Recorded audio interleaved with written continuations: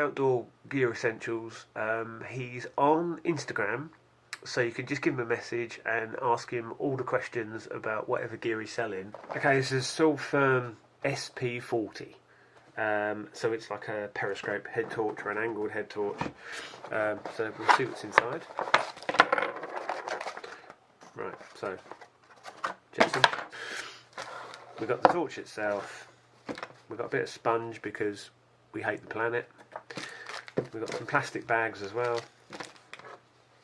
So we've got a chintzy charging cable, a normal USB. It's not the USB-C, whereas everything's sort of changing over to USB-C, so it could be improved.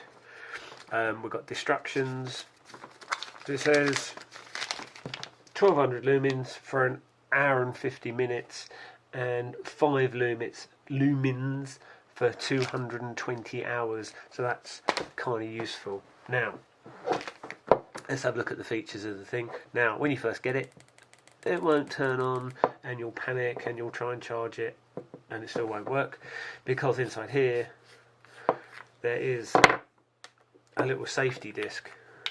So they've just put a little bit of paper in there to protect the battery. Turn it on, give it a click, and that it's got a memory mode, so it remembers what the last setting you had, and it will also, this turns green when you turn it on.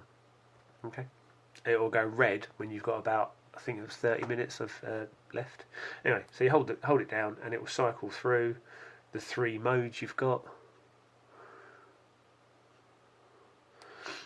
So that's the lowest mode, so that's 220 hours, and then if you double click it goes into turbo mode, which is 1200 lumen. So if I go double click, boop, boop, there we go. Ah, burn your eyes out. Yeah, and then we can go just back to normal mode. Okay, so wait for your eyes to adjust. The other thing that isn't in the instructions, if you click it 4 times, 1, 2, 3, 4, it will double flash, and then you can't actually turn it on. All it will do is flash when you hold the button. Yeah, so it's a lockout mode, so you don't flatten your battery if something in your bag presses on it, and then you just hit it 4 times, and then it will come on, which I think is pretty cool. So now comes with this clip as well, so you could possibly clip it in your pocket or clip it on your bag. The big disadvantage with this is that's a magnet on the bottom, so it's got a neodymium magnet in it, and I cannot stand magnets in torches. You'll naturally put this in your bag where you can grab it, right? So in the top of your bag you will be putting this. Another thing that's very useful to grab when you're out walking is going to be your map and your compass. Magnets and compasses are not friends. You will end up depolarising your compass so it points the other way, or it just won't work at all. So do not keep putting gimmicky magnets. Now, if it was a mechanic's torch or an everyday use torch, then fine, but do not mark it as an outdoor torch, as an outdoor, like hiking adventurer's torch or whatever, because these people carry compasses all of the time. Now, certain things like mobile phones and batteries do give off a certain magnetic field, but nothing near what a neodymium magnet is. Neodymium magnet will murder a compass in about half an hour. Okay, so first of all we need to pull this screw out, the spring out, sorry, not the screw. A magnet will stop working at about 310 degrees because you've agitated the molecules in it. So if you quench it, it will go back and stop being magnetic. But also, glue will melt around that temperature as well. So it's going to heat up this. Now aluminium melts at 610 degrees. And this is anodised, so it should be okay.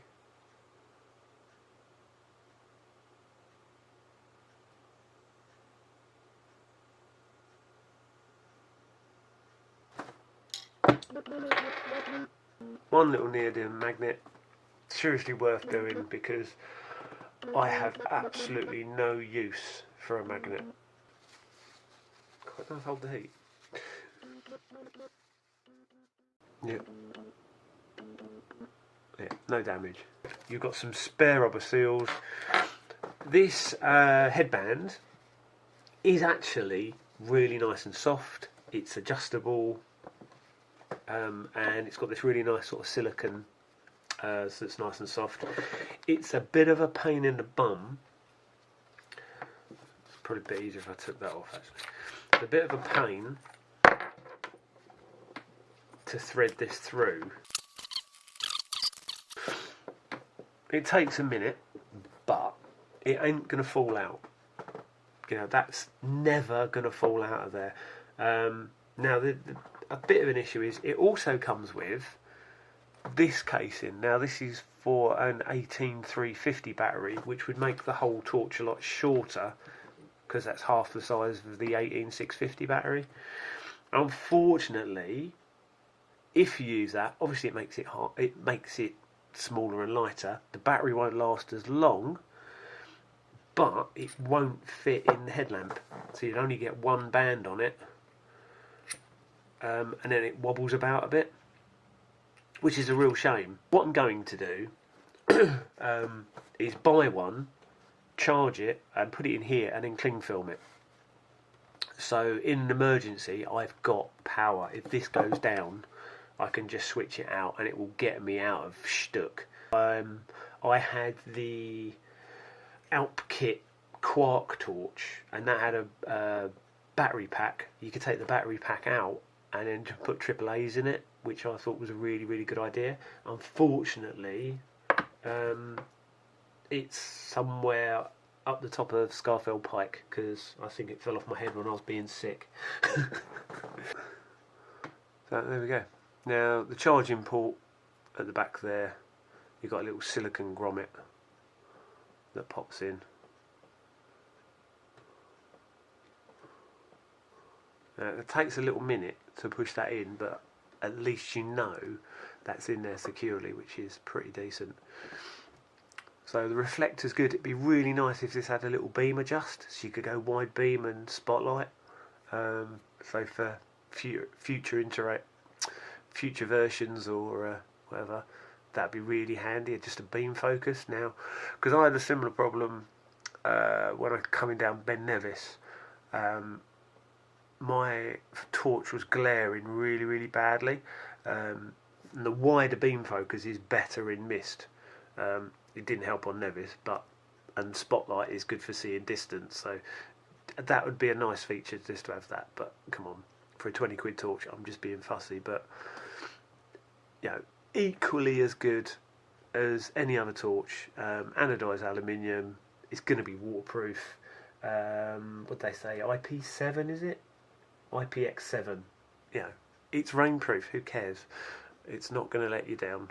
So yeah, this does, on turbo mode, this also does get really hot, which is why it's got the sort of radiator marks on it. But there you go. Nice little torch.